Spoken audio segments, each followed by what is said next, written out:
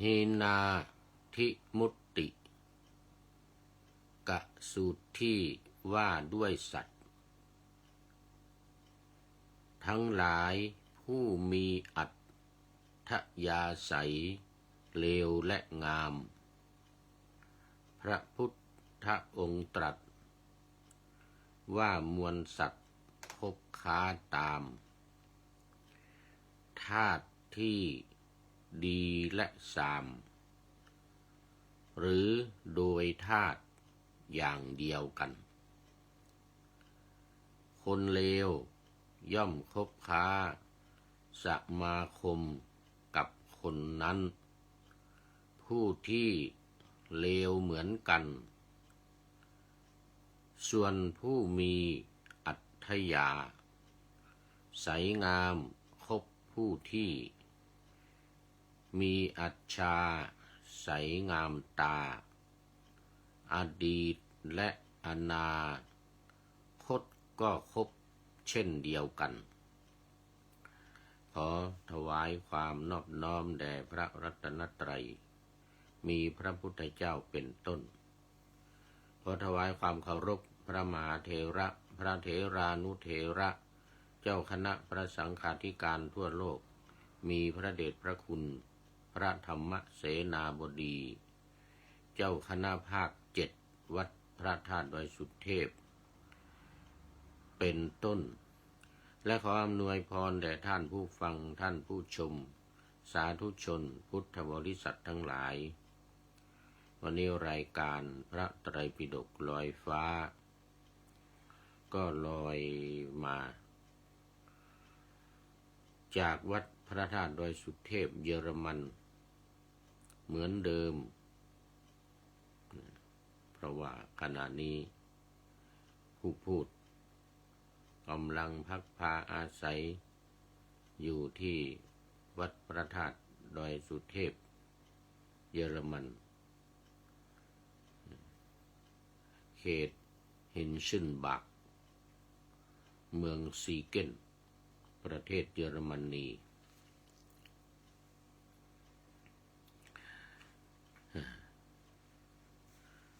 วันนี้ก็มาสู่สถานีวิทยุ5 สถานีเหมือนเดิมอีกเหมือนกันคือสถานีวิทยุพระพุทธศาสนาแห่งชาติและจริยธรรมวัดพระธาตุดอยสุเทพมีพ่อครูวรรลบนามวงพรหมเป็นผู้อำนวยการอาจารย์พระมหาประสิทธิ์ประสานธิโกเป็นหัวหน้าสถานีและอาตมาภาพพระครูปริยัติยานุศาสตร์เป็นผู้บรรยายเป็นประจำทุกวันเวลา5 ทุ่มถึงเที่ยงคืนดึกหน่อยเป็นเวลาบ้วยสุดท้ายของวัน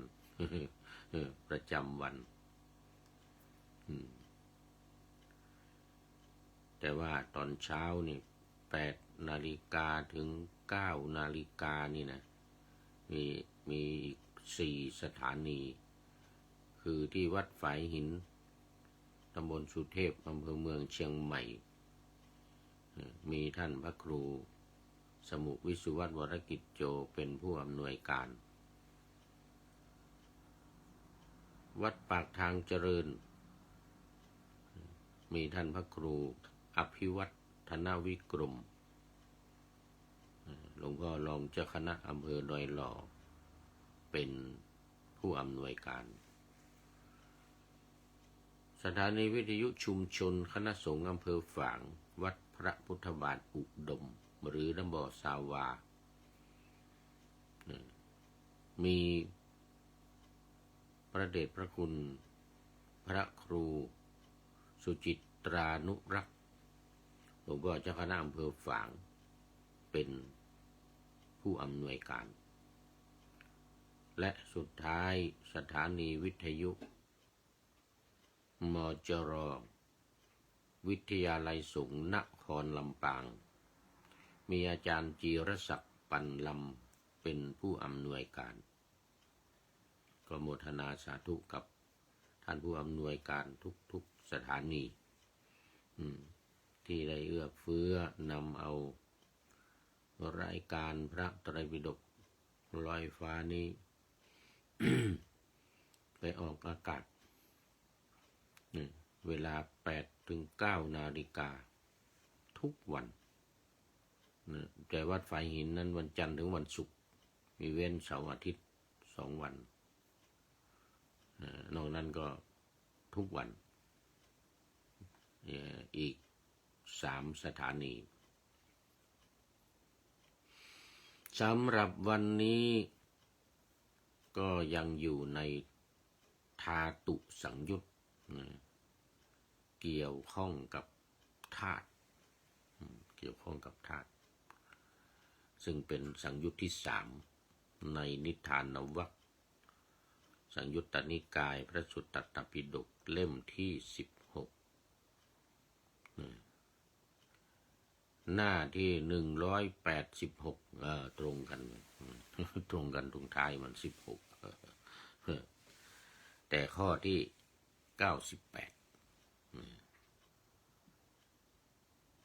อยู่ในวรรคย่อยก็คือวรรคที่2ทุติยวรรควรรคที่2หมวดที่2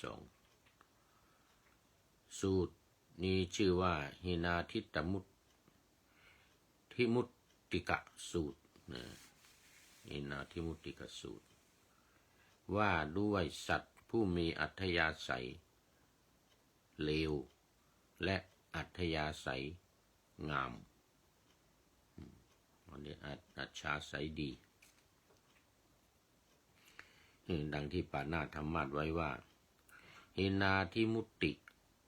กะสูตรที่ว่าด้วยสัตว์ทั้งหลายผู้มีอัธยาศัยเลวและงามพระพุทธองค์ตรัสว่ามวลสัตว์คบค้าตามธาตุที่ดีและทรามหรือโดยธาตุอย่างเดียวกันคือมีความคิดเหมือนกัน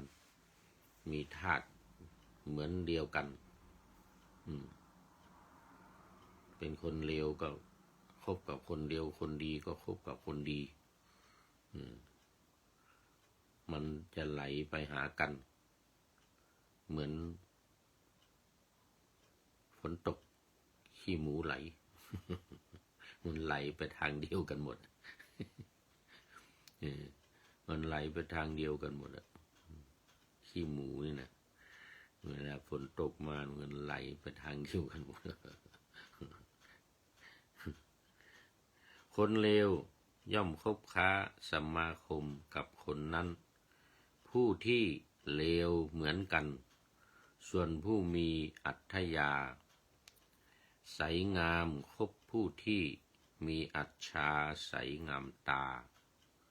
อดีตและอนาคตก็คบเช่นเดียวกันไม่ว่าจะในอดีตหรือในปัจจุบันหรือในอนาคตเหมือนกันคบกับคนที่มีธาตุเหมือนกันเรื่องนี้ก็มาในเชตวันวัดที่อนาถบิณฑิกเศรษฐีสร้างถวายที่นั้นพระผู้มีพระภาคตรัสกับภิกษุทั้งหลายว่าภิกษุทั้งหลายสัตว์ทั้งหลายคบค้าสมาคมกันโดยธาตุอย่างเดียวกันคือสัตว์ทั้งหลายผู้ที่มีอัธยาศัยเลวคบค้าสมาคมกับสัตว์ทั้งหลายผู้มีอัธยาศัยเลวสัตว์ทั้งหลายผู้มีอัธยาศัยงามก็คบค้าสมาคมกับสัตว์ทั้งหลายผู้มีอัธยาศัยงามแม้ในอดีตในปัจจุบันและในอนาคตที่จะมาถึงสัตว์ทั้งหลายที่เลวก็คบกับสัตว์ที่เลวสัตว์ที่อัธยาศัยงามก็คบกับคนที่มีอัธยาศัยงามจบ สูตรนี้สั้นๆสั้นๆง่ายๆดีต่อไปเป็นสูตรที่5จังกัมมสูตรวันนี้ต้องให้ได้หลายสูตรหน่อยที่ผ่านมามันจะมัวโอเอเสียเวลาโอเอวิหารลาย เสียเวลาจังกะมะสูตรว่าด้วยการจงกรมจังกะมะภาษาบาลีนี่ภาษาไทยว่าจงกรมใช้ภาษาสันสกฤตจงกรมคือการเดินกลับไปกลับมาเดินวนเวียนไปมาเรียกว่าเดินจงกรมแต่ต้องมีเป้าหมายด้วยนะมีเป้าหมายในการเดินว่ามีอะไรบ้างเรามาดูว่าสมัยหนึ่งพระผู้มีพระภาคประทับอยู่ณภูเขาคิชกูฏเขตกรุงราชคฤห์อันนี้เราว่ากันบ่อยนะคิชกูฏเนี่ยเป็นยอดถึงใน5ของภูเขาปัญจคีรีนครเมืองราชคฤห์นี่แหละมีภูเขาล้อมรอบอยู่5ภูเขาคิชกูฏนี่อยู่ที่ตะวันออกทิศใต้ก็เป็นภูเขาปันดวะตะวันตกเฉียงใต้อิสิคิริตะวันตกเฉียงเหนือภูเขาเวภาละแต่นี้ทิศเหนือก็วิปุลละวิบูลวิปุลละ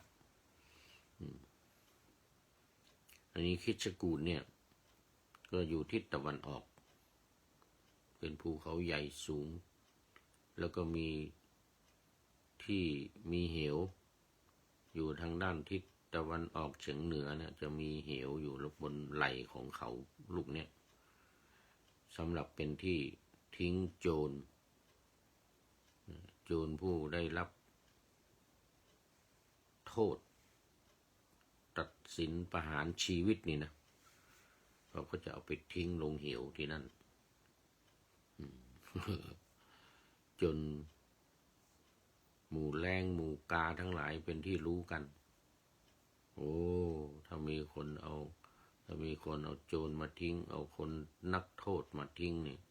ก็พากันไปลุมกินเสร็จแล้วก็มาจับอยู่ที่ยอดเขานี่ยอดเขาที่พระพุทธเจ้าไปประทับอยู่เนี่ยพระเจ้าแผ่นดินก็สร้างสมัยนั้นพระเจ้าพิมพิสารสร้างกุฏิสร้างที่ประทับนอนของพระพุทธเจ้าถวายพระพุทธเจ้าเรียกว่ามูลคันธกุฎีเลยทีเดียวคือคันกุฎีหลังแรกในพระพุทธศาสนายังไม่มีใครสร้างที่ไหนสร้างวัดเชตวันก็เป็นกุฎีสำหรับภิกษุทั้งหลายหลังใหญ่ๆในเวรุวันคุณจักในเวรุวันวัดเวรุวันแต่กุฏิหลังน้อยสำหรับพระพุทธองค์รูปเดียวเนี่ยก็จัดสร้างขึ้นที่บนยอดเขาคิชกูฏคิชะแปลว่าแรง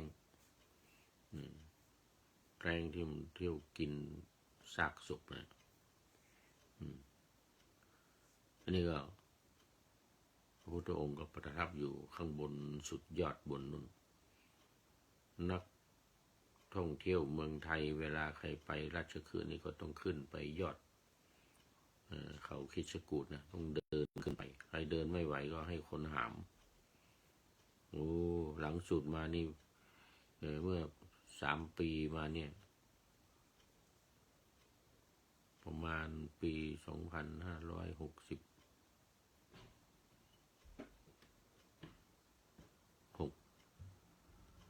หรือปลายปี65นะ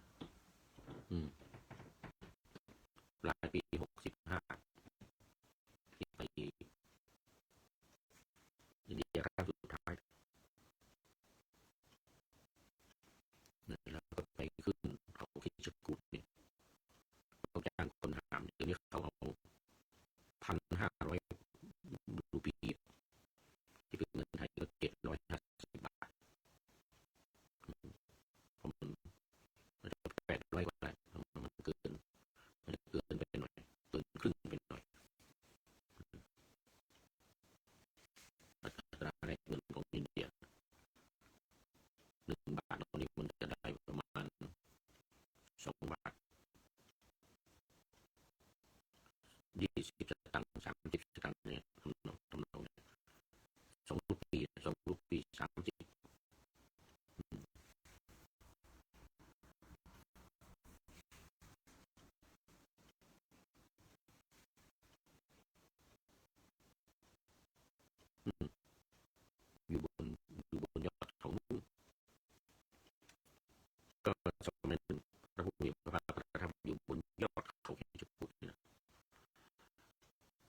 สมัยนั้นท่านพระสารีบุตรกำลังเดินจงกรมอยู่กับภิกษุจำนวนมากในที่ไม่ไกลจากพระตถาคตโอ้สาธุสาธุครับผมท่านอาจารย์สุจิสงึมรำวันนี้เป็นท่านแรกที่ตื่นขึ้นมาที่เมืองไทยตอนนี้ตี 4:46เพราะว่าที่นี่มัน3เดี๋ยว5 ทุ่มเลย5:465 ชั่วโมงที่เยอรมนีกันหลังอาทิตย์จะขึ้นหลังประเทศไทย5 ชั่วโมงอันนี้ประเทศไทยตี 4:47แต่ว่าที่นี่ยังกำลัง5 ทุ่ม 47 นาทีโอ้ขอบคุณมากครับหลวงพ่อหนูยกมือสาธุมายกหัวใจขึ้นมาด้วยโอ้ขอบคุณมากครับหลวงพ่อหลวงพ่อว่าจารุวังโสจารุวังโสเป็นฉายาจารุวังโสเป็นของฉันเลยครับจารุวังโส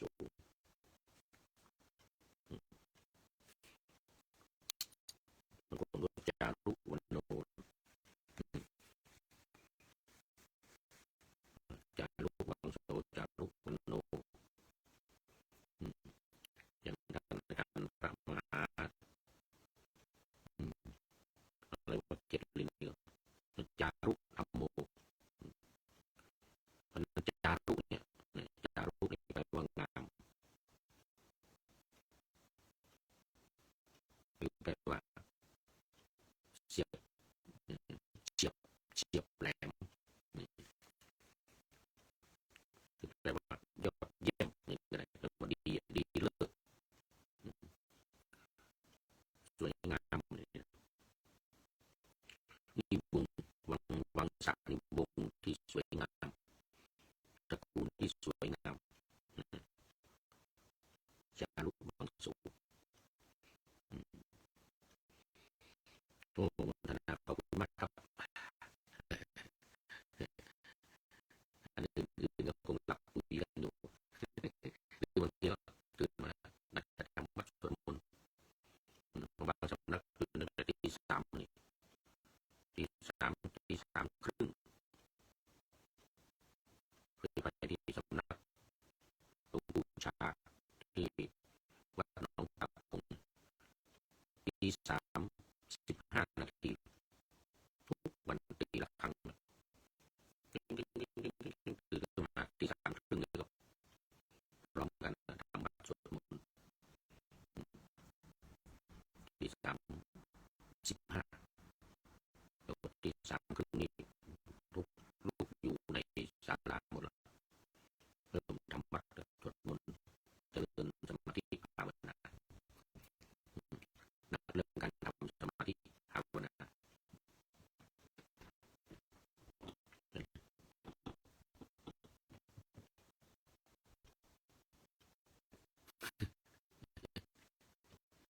ที่เราเปล่า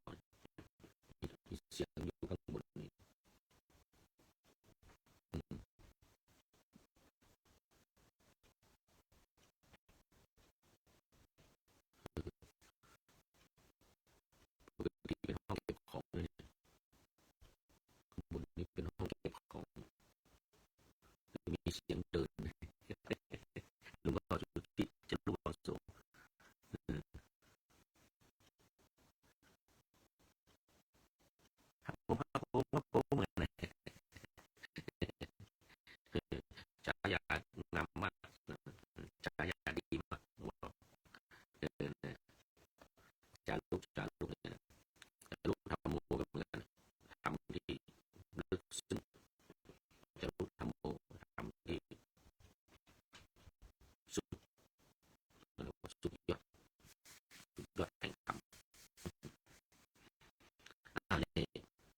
ท่านพระ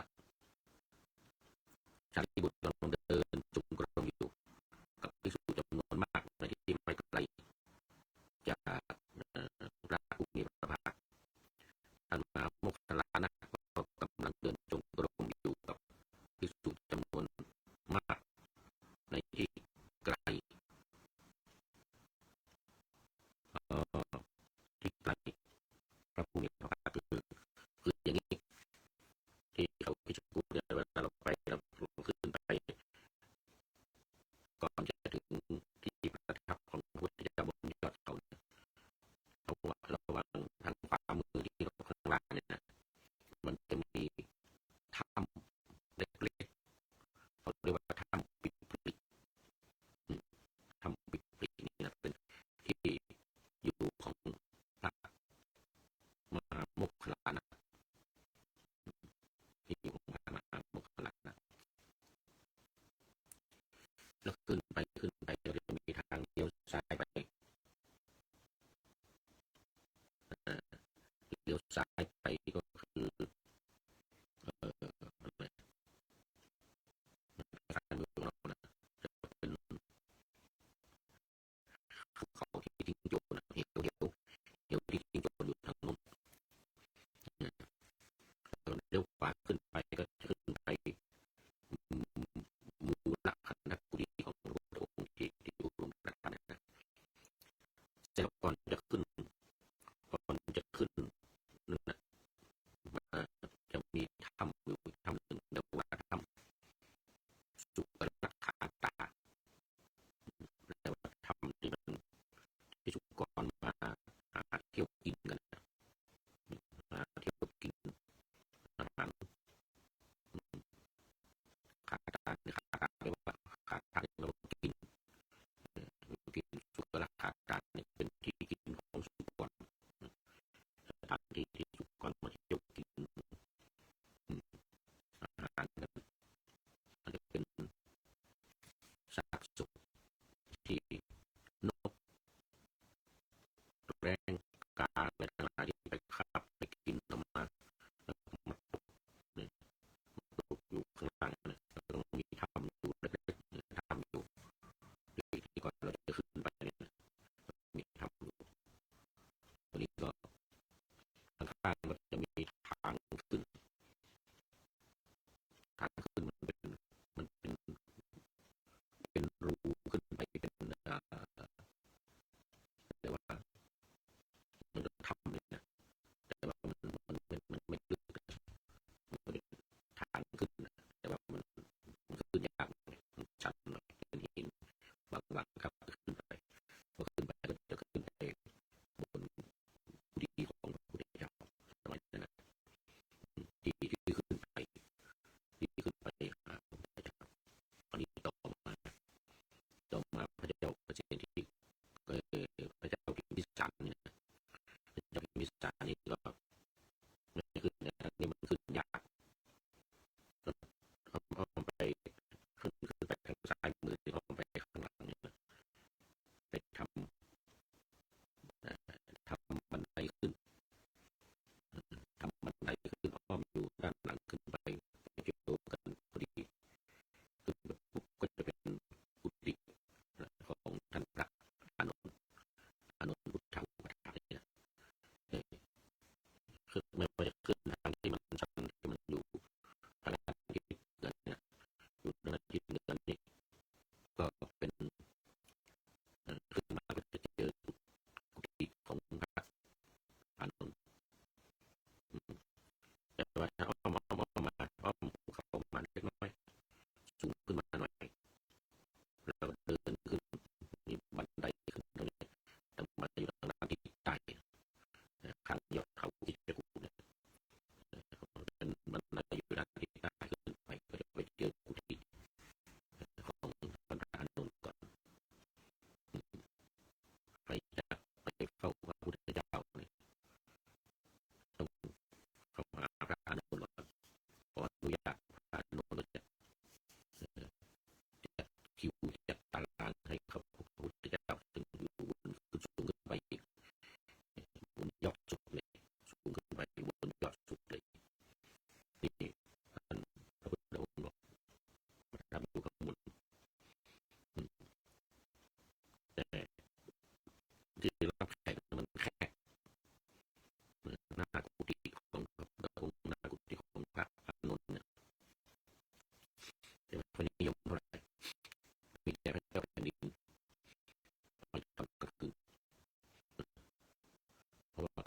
ไม่มีเวลามีราชกรณีเยอะมีงานทั้งวันไปกลางคืน4 ทุ่ม3 ทุ่ม4 ทุ่ม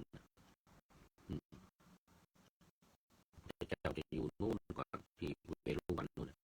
แสดงทำให้แก่ภิกษุสงฆ์สามเณรภิกษุณีสามเณรีทั้งหลายตั้งแต่6 โมงเย็นจนถึง3 ทุ่มครึ่งอาจจะเมื่อกี้อาจจะ3 ทุ่มเสร็จแล้วก็จะเดินเข้ามาในพระราชวังราชฐานแล้วก็ขึ้นไปบนยอดเขาคิดจุกุ4 ทุ่มพอดีพระเจ้าอยู่หัวก็เสด็จเข้าพบฟังธรรมพระพุทธเจ้ามันจะมีที่วางสัมภาระอยู่ก่อนที่จะขึ้นไปเฝ้าพระพุทธเจ้าเรียกตะกุดตะพันธะตะกุดตะพันเครื่องตะกุดตะพันจิดาบมีฉลองพระบาทของพระมหากษัตริย์แล้วก็มีชดาของเครื่องประดับของพระมหากษัตริย์วางมีที่วางทหารเฝ้าไว้ทหารดูไปไม่กี่คนเป็นทหารเป็นทศทหารคู่ใจดี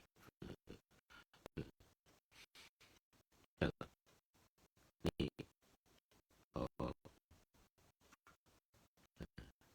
ภิกษุทั้งหลาย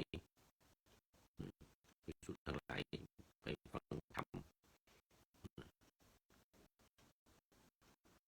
อาจจะเป็นที่วัดเวรุวันแต่ในที่นี้ว่าขณะที่ประทับอยู่บนยอดเขาแล้วก็พระสารีบุตรเดินจงกรมอยู่ที่สุกลาขาตาธรรมดีอยู่ข้างล่างใกล้ๆทางขึ้นเสร็จแล้วก็พระโมคคัลลานะก็จงกรมอยู่ที่กุฏิของท่านที่ทำวิปริตทำวิปริตภิกษุสงฆ์ลูกศิษย์ลูกหลานเดินจงกรมกันอยู่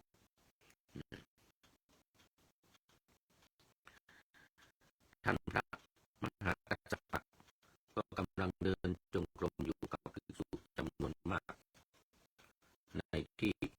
ไม่ไกลจากพระผู้มีพระภาคพระอนุรุทธะก็กำลังเดินจงกรมอยู่กับภิกษุจำนวนมากในที่ไม่ไกลจากพระผู้มีพระภาคท่านพระมหานิบุตร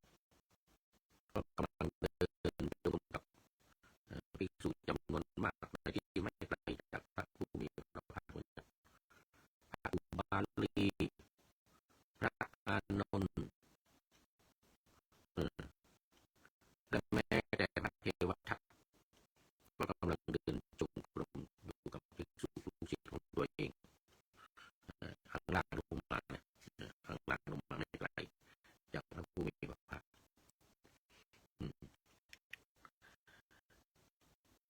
บุคคลผู้มีอัธยาศัยเหมือนกันจึงคบกันได้ดังนั้นพระผู้มีพระภาคได้รับสั่งเรียกภิกษุทั้งหลายมาตรัสว่าภิกษุทั้งหลายเธอทั้งหลายเห็นสารีบุตรกำลังเดินจงกรมอยู่กับภิกษุจำนวนมากหรือไม่เห็นพระพุทธเจ้าค่ะถามภิกษุทั้งหลายที่กำลังนั่งฟังธรรมที่พระองค์ทรงแสดงอยู่เห็นพระเจ้าค่ะภิกษุทั้งหมดก็ทั้งหมดนี้ก็ล้วนมีปัญญามากลงภิกษุทั้งหมดนี้ล้วนมีปัญญามาก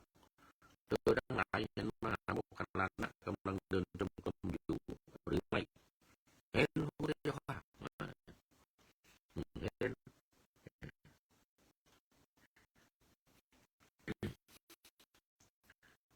ภิกษุทั้งหลายภิกษุผู้มีฤทธิ์เนี่ยทั้งนั้นเลยที่เดินอยู่กับท่านพระโมคคัลลานะส่วนภิกษุผู้มีปัญญามากมีความคิดมากเดินอยู่กับพระสารีบุตรแต่พวกเธอทั้งหลายเห็นภิกษุที่เดินอยู่กับพระมหากัสสปะไหมเห็นพุทธเจ้าเออภิกษุทั้งหมดเนี่ยล้วนกล่าวเรื่องทุดงค์คนที่ชอบทุดงค์ชอบเดินทุดงค์เขาจะมาหาพระมหากัสสปะพระธรรมกัสสปะนี่อยู่ป่าเป็นวัดเดินทุดงค์เป็นประจำตอนนี้ก็ขอต้อนรับคริสตับคริสตับคอยคริสตับคอยโอ้หมดนะหมดนะภาษาเยอรมันว่าไงภาษาเยอรมันว่ากุดกุดกุดโมแกนอันนี้หมดหนึ่งนะกุดโมแกนโมแกนวันนี้มันยังไม่ถึงตอนเช้ามันยังไม่ถึงเรียนศูนย์แล้วเที่ยงคืนแล้วเที่ยงคืนกุดโมแกนได้แล้วกุดมอร์นิ่งสวัสดีตอนเช้าเยอรมันว่ากุดโมแกนคริสตับโอ้นี่มาช่วยงานวัดประจำตั้งแต่แรกเริ่มต้นสร้างวัดนี่เมื่อ10 ปีก่อนนู้นเนี่ยสร้างวัดพอไปจะง่วงเที่ยงคืนนะเที่ยงคืน3 นาทีแล้วกุดมอร์นิ่งแล้วกุดมอร์นิ่งคริสตับกุดโมแกน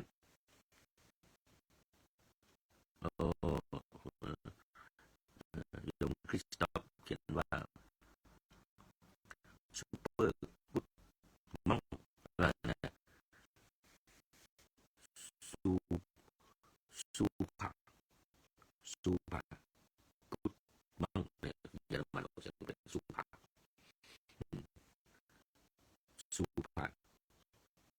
กุดมังโอ้สาธุสาธุคริสตับต้องเป็นภาษาเยอรมันเขาเขียนซูพาเนี่ยเขียนเป็นอย่างซูเปอร์นี่นะเขาจะเขียนเป็นซูพากุดมังกุดมังกุดมังซูพากุดมังคือสวัสดีตอนเช้ากุดมอร์นิ่งกุดโมกันนี่เป็นสวัสดีอะไรยังไงนะน่าจะเป็นสวัสดีกุดโมกันนี่นะโมกันกุดโมกันอันนี้เป็นซูพากุดมองมองกันจะไม่ใช่เอามองกันเอาเป็นมงซูพามงกะกุดมงกะสวัสดีตอนเช้ากุดวันนี้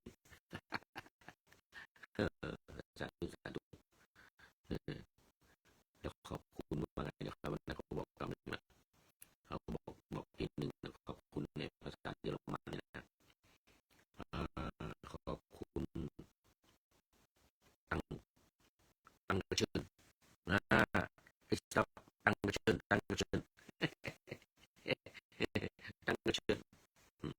เป็นแปลว่าขอบคุณวันนี้คริสตับยังไม่นอนเหมือนกันเนี่ยเที่ยงคืนยังไม่นอนนี่คริสตับนี่สาธุ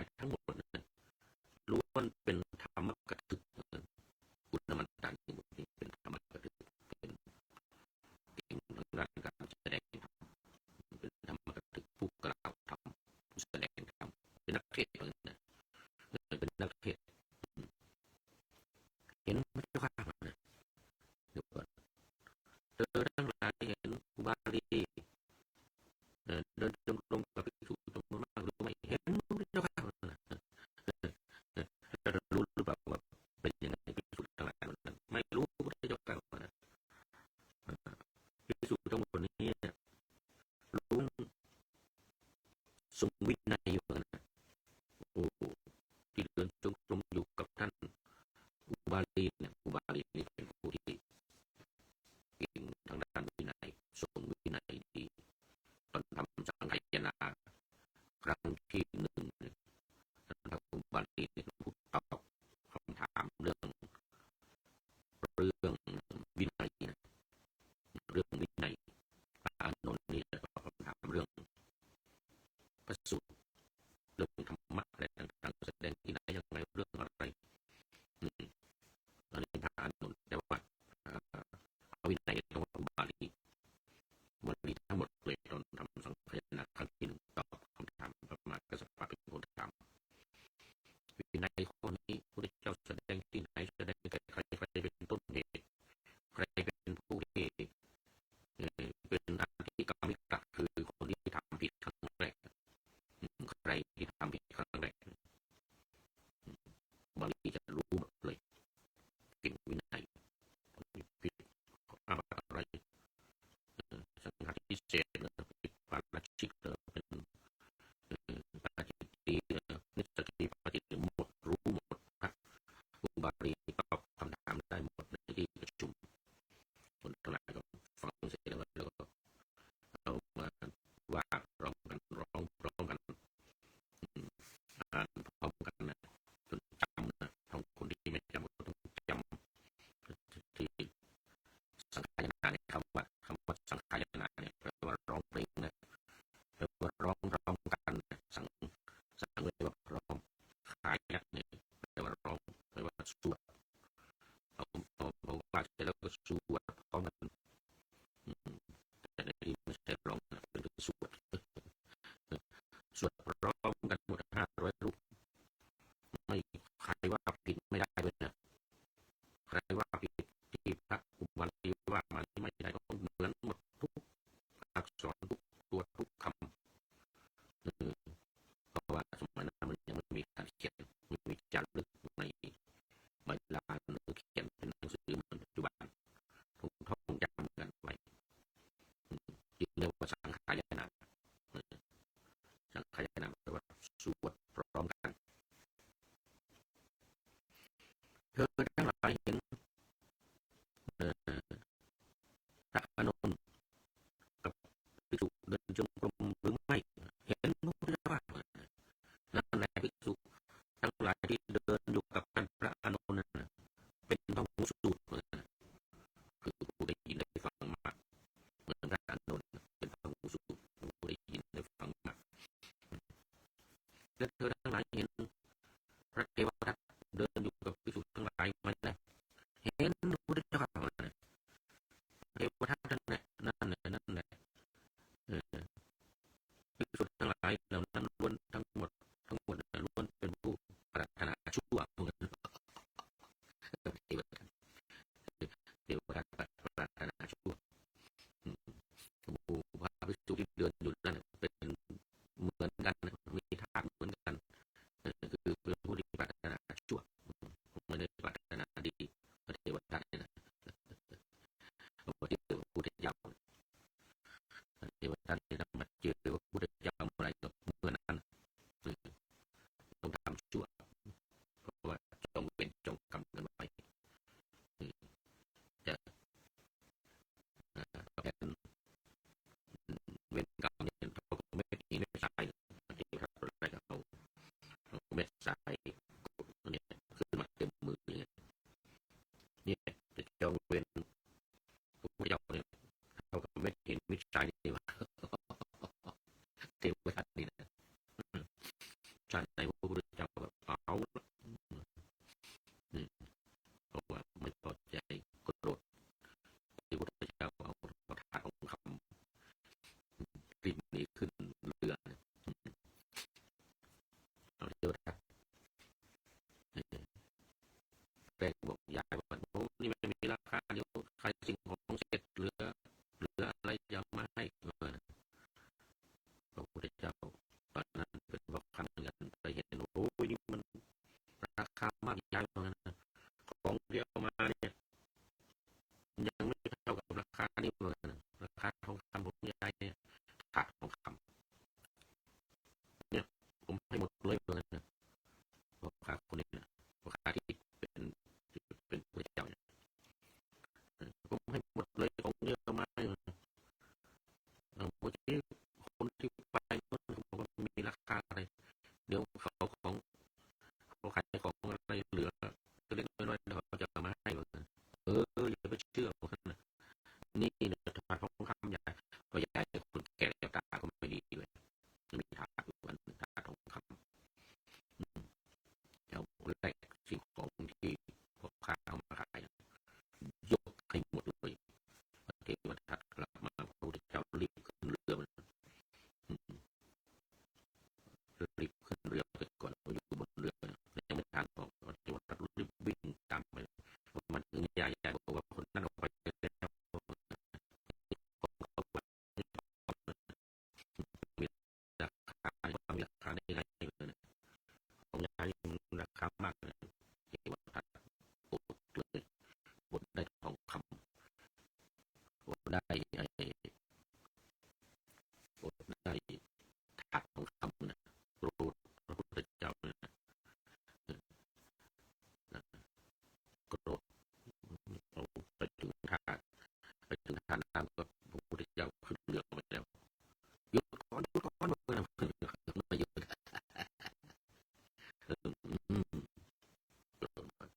เอาสายขึ้นมาเนี่ยจะจองเวรเท่ากับไม่สายไม่ถึงไม่สายเนี่ย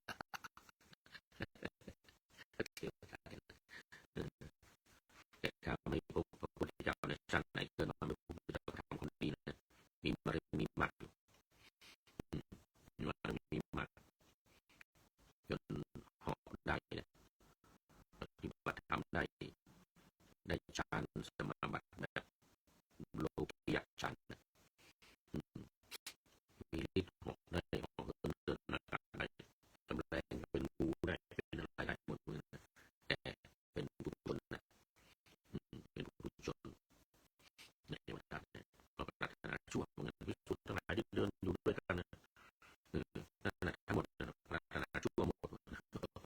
ปฏิวัติแล้วก็พระองค์ตรัสว่าพิสุทธิ์ทั้งหลายสัตว์ทั้งหลายก็อาจจะมาคุมกันโดยธาตุอย่างเดียวกันคือมีสัตว์ทั้งหลายผู้มีอัธยาศัยเลวก็เขาคนมีอัธยาศัยเลวคนชั่วก็มีอัธยาศัยชั่วก็คบแต่ชั่วยังรู้เรื่องเหมือนผู้ที่เดินกับพระชาติบุตรเนี่ยก็เป็นผู้ที่เป็นพระหูสูตรเป็นพระหูสูตรอยู่ที่เดินอยู่กับพระโมคคัลลานะนั่นก็เป็นพวกที่มีฤทธิ์มีเดชผู้ที่เดินอยู่กับปุณณมันดานีบุตรก็เป็นธรรมกถึกเลยนะแล้วก็ผู้ที่เดินอยู่กับพระมหากัสสปะนั่นในพระมหากัสสปะเป็นชอบอยู่ป่าชอบทุดงล้วนแล้วแต่จะกล่าวเรื่องทุดงแล้วนั้นชอบทุดงชอบอยู่ป่าที่เดินอยู่กับพระ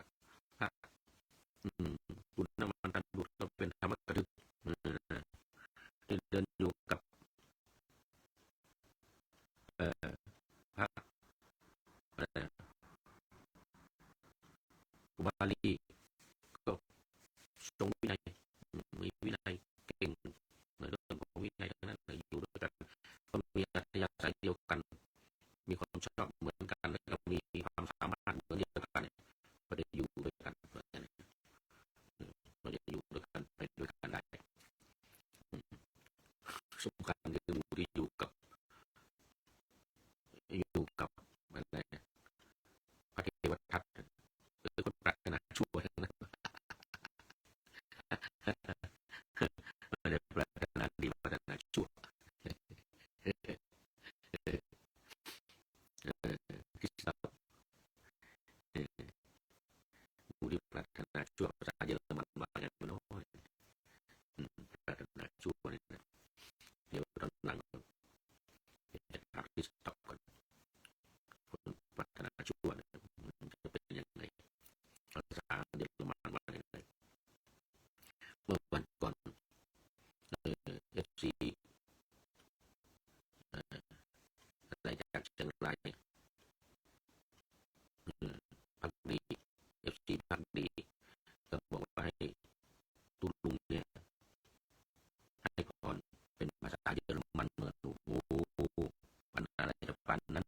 ยังยังกำลังเรียนงูปลาปลาอยู่เนี่ย A B C D อยู่เนี่ย A B C D E F G H I J K เนี่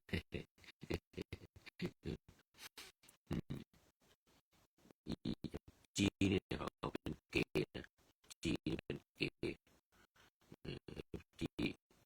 H H เนี่ยเขาเป็นหาเขาเป็นหาอะไร K K นี่เดิน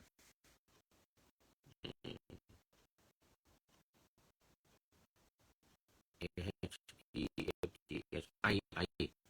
นี่ออกเป็น E I นี่ออกเป็น E แล้วก็ J เนี่ยออกเป็นเสียงยอยักษ์ออกเป็นยอดขาเหมือนออกเสียงเป็นยอดขาไอ J K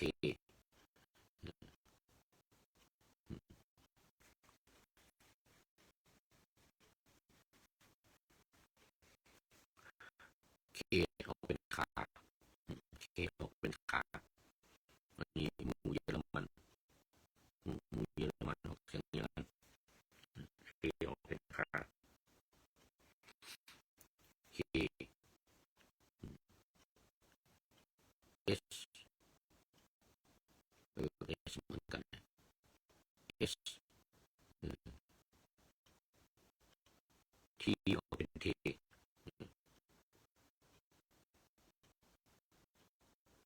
T T เยอรมันเยอรมันเนาะไม่เหมือนอังกฤษอันนี้พูดถึงเรื่องของคนเร็วคนเร็วคนนิสัยเร็วนิสัยงามคนนิสัยงามคนชอบอะไรยังไงก็จะอยู่อย่างนั้นคนที่อย่างพระอานนท์นี่ก็เป็นพระหูสูตรพระอานนท์นี่ได้ฟังมาขอพรจากพระพุทธเจ้าไว้บอกว่าพระพุทธเจ้าแสดงธรรมที่ไหนก็โปรดได้มาแสดงซ้ำให้แก่พระอานนท์ตอนที่จะเป็นพุทธอุปถากโอ้แล้วก็ไม่ไปในที่นิมนต์เพราะว่ากลัวคนจะประหารนินทาว่าโอ้พระอานนท์เนี่ยเป็นพุทธอุปถากเนี่ยอยากจะได้สักการะบูชาอยากจะของดีๆก็เลยไปกับพระพุทธเจ้าเลยไม่ไปขอพรพระพุทธเจ้าว่าผมไม่ไปนะที่นิมนต์ที่พระพุทธเจ้าเสด็จไปนะจะไม่ไปที่ไหนก็ไม่ไปด้วยยกเว้นเราไปกันหมู่คณะใหญ่ๆก็ไปด้วยแต่ว่าถ้าไปที่นิมนต์เนี่ยพระองค์เสด็จไปที่ไหนไปโปรดใครหรือไปที่เขานิมนต์เจาะจงส่วนตัวเนี่ยเวลาไปเนี่ยเขาจะถวายของด้วยเขาจะถวายพระพุทธเจ้ายังไงเขาก็จะถวายพระอานนท์อย่างนั้นไงเขาก็คิดว่ามันไม่ไปดีกว่าถ้าไปก็จะได้ของดีเหมือนพระพุทธเจ้านะเพราะฉะนั้นก็จะรับฟังที่ไม่ไม่ได้ฟังนั้นไม่ได้เพราะอะไรเพราะว่าเกิดมีคนมาถามในอย่างการทำสังฆทานเนี่ยนะต้องพระไปตอบเรื่องธรรมะเนี่ยสูตรต่างๆแสดงที่ไหนยังไงพระอานนท์รู้หมดไม่ได้แสดงบนสวรรค์นู่นอภิธรรมเนี่ยลงมาก็ต้องมาแสดงกับพระอานนท์ทุกวัน3 เดือนอยู่บนสวรรค์นี่นะพระอานนท์กับพระสารีบุตรพระอานนท์กับพระสารีบุตรตอนเช้านี่ไปบิณฑบาตอาหารการกินมารอไว้มารอพระพุทธเจ้าจะเสด็จลงบนสวรรค์มาเขาก็